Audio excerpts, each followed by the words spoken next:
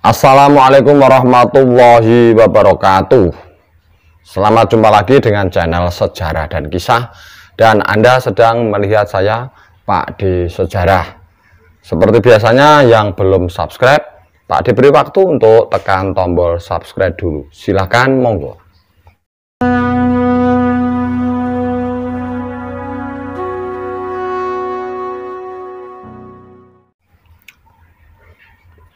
Meneruskan video terakhir Pak D tentang Kediri, kali ini Pak D akan melanjutkannya ke Singosari.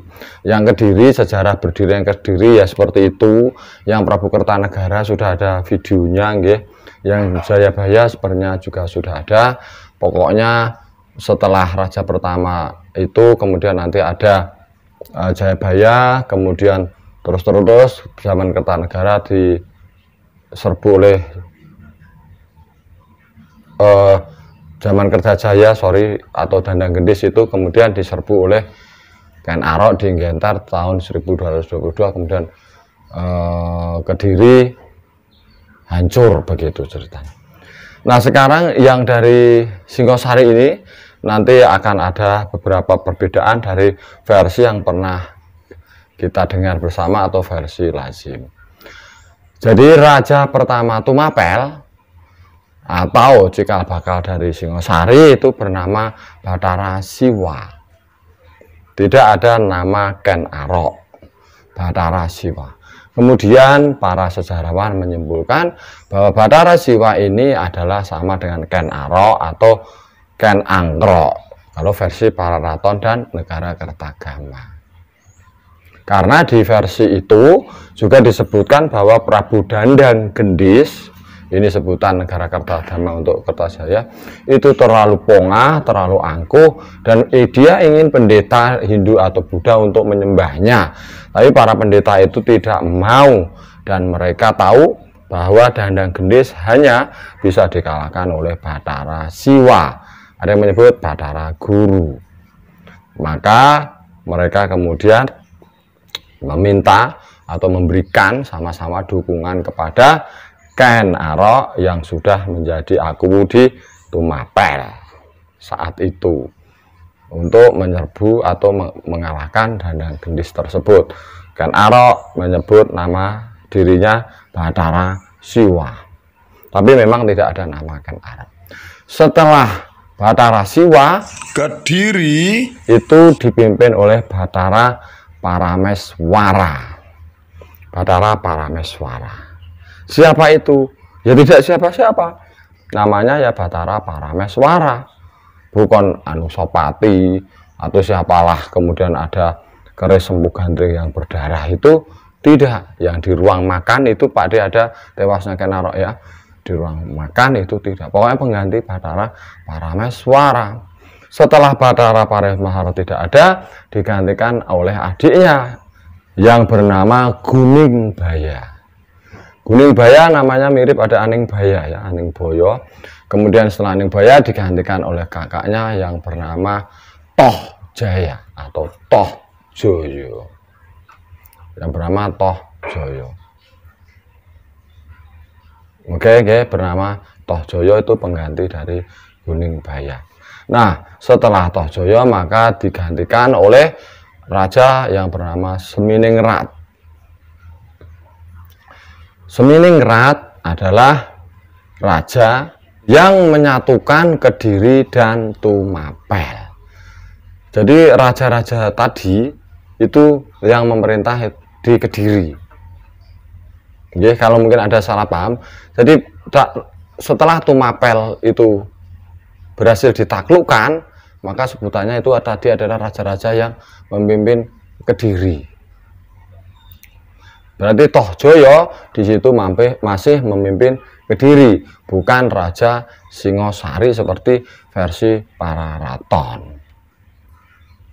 Seminingrat atau yang bernama Wisnuwardana itulah yang menyatukan Kediri dan Tumapel. Lalu baru kemungkinan jadinya namanya adalah Singosari tersebut. Pada masa Seminingrat diangkatlah seorang raja yang bernama Kertanegara, masih raja bawahan. Nah, Raja Kertanegara ini yang diperintahkan oleh Seminingrat untuk mengeluarkan sebuah prasasti. Ini juga ada perdebatannya karena tahun memerintahnya Kertanegara dengan tahun rilis dari prasasti ini agak berbeda. Untuk membuat prasasti yang menjadi sumber cerita Pak D ini. Prasasti tersebut bernama Mula Malurung. Prasasti Mula Malurung itu digunakan. Mula Malurung adalah nama desa ya, Mula dan Malurung, yang diberikan kepada seorang pejabat yang baik hati, loyal, setia, pejabat senior yang bernama Pranajaya. Karena Pranajaya itu adalah abdi setia raja-raja sebelumnya hingga Tohjoyo itu, Seminingrat maka memerintahkan pada Kertanegara anaknya untuk membuat prasasti itu yang menceritakan tentang penyerahan desa Mula dan Malurung kepada Pranajaya. Di Pararaton ada nama Pranajaya, tapi di Pararaton itu Pranajaya yang menghasut, diceritakan yang menghasut Tohjaya untuk membunuh Ranggawuni dan satunya itu Mahesa Cempaka kalau di situ. Nah, itulah beberapa perbedaan tentang Kediri setelah Tumapel berhasil ditaklukkan. Sumber prasasti Mula Malurung ini katanya sekarang jauh lebih dipercaya, dan Pararaton dianggap buatan Belanda, karangan cerita-ceritanya.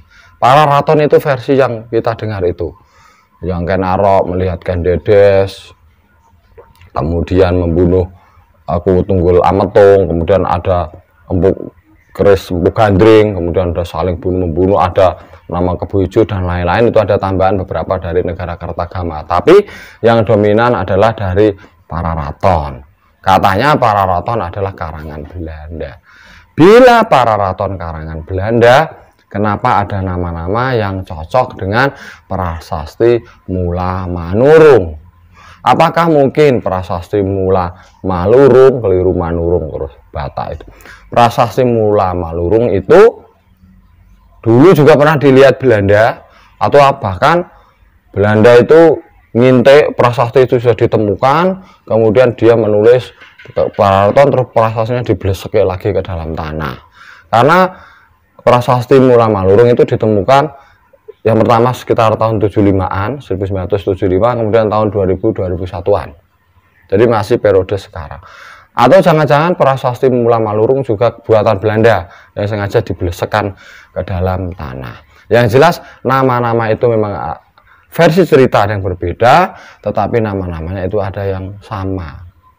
Cocok, ada perbedaan, begitu seperti negara Kertagama dan Pararaton. Begitu ya, itu adalah kisah masih Kediri ya. Kediri tapi settingnya itu setelah Tumapel ditaklukkan itu, calon-calon Singasari itu. Paham? Begitu yang bisa Pak Ade sampaikan. Banyak maaf ya, beberapa permintaan yang banyak ceritanya sudah ada di channel-channel lain. Pak Ade pending dulu karena banyak yang sudah tahu lah. Ada Pangeran Timur itu Pak Ade sudah bikin tenanan, tapi bareng Pak dicek ada juga sih beberapa, kemudian sumbernya sedikit.